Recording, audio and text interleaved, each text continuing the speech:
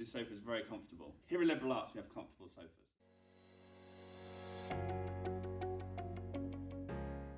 Hello. It's going good. Probably these two issues of discovery and curation, so students discovering new passions and building on old ones as they move across different departments and modules and subject areas, and also sort of the outcome of that being that they get to curate and craft their own degree that is specific to them. The other thing is being able to teach outside of my own discipline, which is film studies, means that I align myself with the students as we sort of discover for ourselves overlaps and kind of continuities and also differences between different subject areas.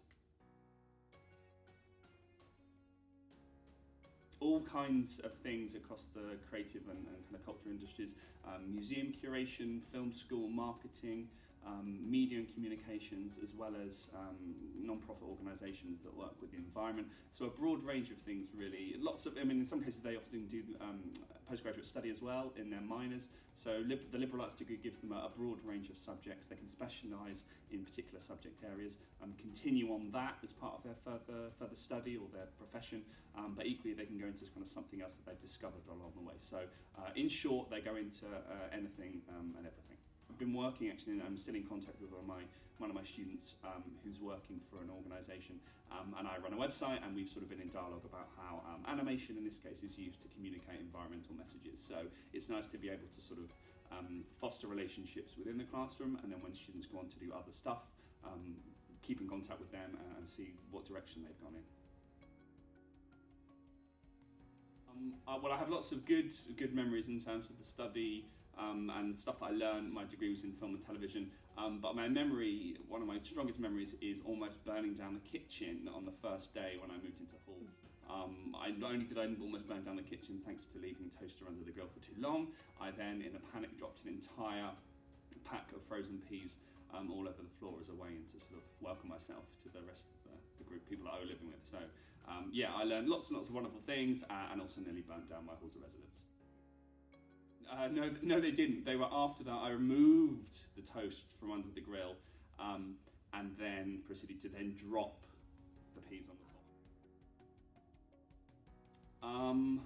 That is a good question. Probably that for the last 15 years, I cut hair. So I used to cut the hair of the people that I lived with at university, and even now I still cut the hair of my family. So that's probably something that people don't know. And that I've also never seen a Clint Eastwood film. There's two things that people don't know about me.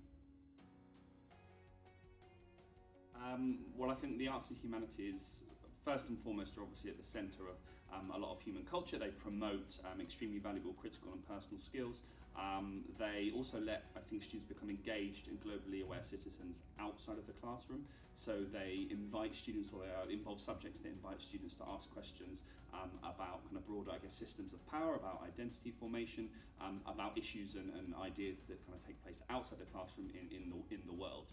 So essentially, it's asking and inviting students to ask those questions, but I think more than that is to crucially keep asking them.